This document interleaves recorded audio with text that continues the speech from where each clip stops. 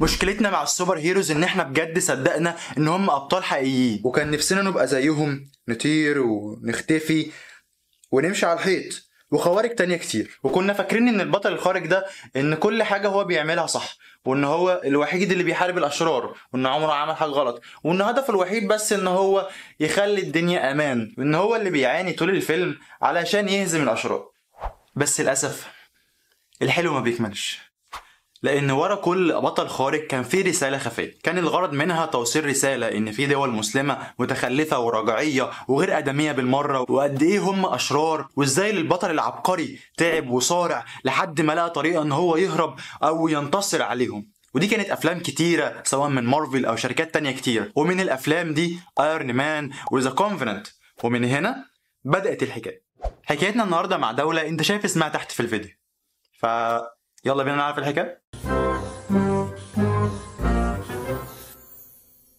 في البداية خالص أفغانستان كانت دولة بدائية جدا، كان شعبها حرفيا عايش على الرعي والزراعة، وما كانش حتى عندهم مقومات للحضارة، إلى أن يقرر الاتحاد السوفيتي إن هو يساعدهم ويبدأ يعمل لهم بنية تحتية.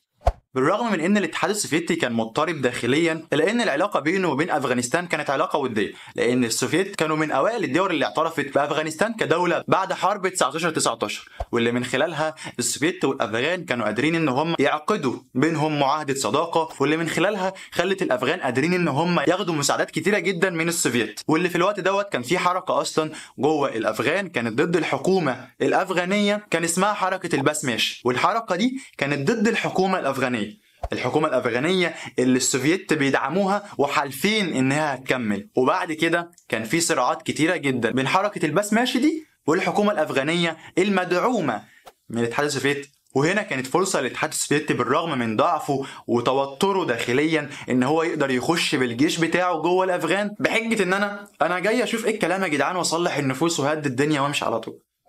ايه يا شباب، ايه الاخبار؟ قلت له عاملين دوشه ليه بقى؟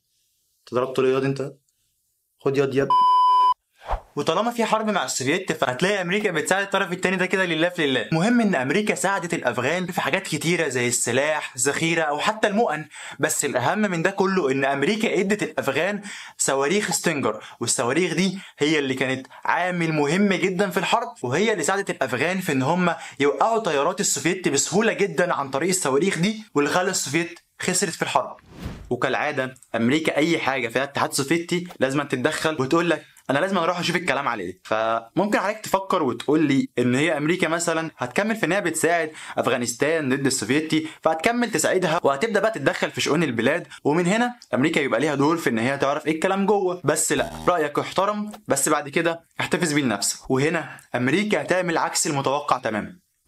وفعلا امريكا ما تكذبش خبر، وفي 2001 امريكا تنزل بنفسها لافغانستان وتقعد 20 سنة من 2001 لحد 2021. 20 سنة الشعب الأفغاني محتل وبيتعرض فيها لكل أنواع التعذيب والإهانة والسرقة ونهب خيرات بلادهم والقتل بكل أنواع الشر، وكانت مجزرة حرفيا. وكان تبرير أمريكا اللي هي كانت بتعمله ده كله إن هي عايزة تساعدها. بس الشعب الافغاني ما استسلمش، فضلوا 20 سنه كمائن وتفجيرات لدرجه ان هم استخدموا درونز بدائيه ضد الطيارات الامريكيه. وبعد 20 سنه من الاستعمار والضغط الدولي امريكا بتسحب القوات بتاعتها وبتعلن افغانستان انتصارها. اللي ساعد الشعب الافغاني في ان هم يقدروا يقفوا قدام القوه دي هي ان اصلا الدوله كلها عباره عن جبال وصعب تحرك جيش بحاله فيها، والافغانيين كانوا حافظين الجبال دي زي اساميهم، وكانت معظم اشتباكاتهم هي عباره عن غارات، يضربوك ويطلعوا يجروا، راجل اطلع وراه. من ضمن الحاجات اللي ساعدت افغانستان في الوقت ده انها كانت قائمه على تجاره السلاح لدول مجاوره كتيره جدا، وبرضه ان هي كانت في الوقت ده كانت من اكبر الدول انتاجا للافيون، ومن الدولارات اللي عملتها منه قدرت ان هي تشتري اسلحه، واللي ساعدها في الوقت ده انها تقاوم قدام الاتحاد السوفيتي وامريكا. وفي 2010 الافغانيين يكتشفوا اهم اكتشاف عندهم، هي ان هم عندهم معادن تقدر بتريليونات الدولارات، سواء بقى ذهب، نحاس، يورانيوم وحاجات تانية كتير، واللي هي لو باعوها هتبقى من اغنى الدول في المنطقه حرفيا. ده غير الليثيوم اللي عندهم بكميات مهوله، واللي هو اصلا اساس صناعه اي بطاريه موبايل حاليا. وحاليا الصين أكبر مستثمر في أفغانستان وبتستغل ده كويس جدا، سواء في الذهب اللي عندهم أو حتى في الليثيوم اللي هو أساس صناعة الموبايلات، واللي الصين مركزة عليها جدا الفترة دي. وده ساعد برضو أفغانستان في إن هي اقتصادها يقوم تاني وعندها احتياطي كويس، وده اللي ساعد أفغانستان برضو إنها تبقى دولة قوية ومستقلة نسبيا في المنطقة.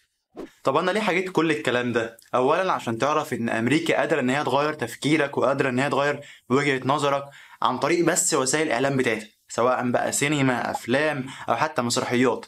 امريكا هي مش البطل الكيوت اللي بيحاول يضحك على جيل بحاله ما شافش اي حاجه ولا عاش اي حدث من الاحداث دي عن طريق بس ان هو بيتفرج على افلام هوليوود. فيعني نصيحه مني، اوعى تنبهر باي حاجه وحاول تدور على الحقيقه بجد، وبس كده.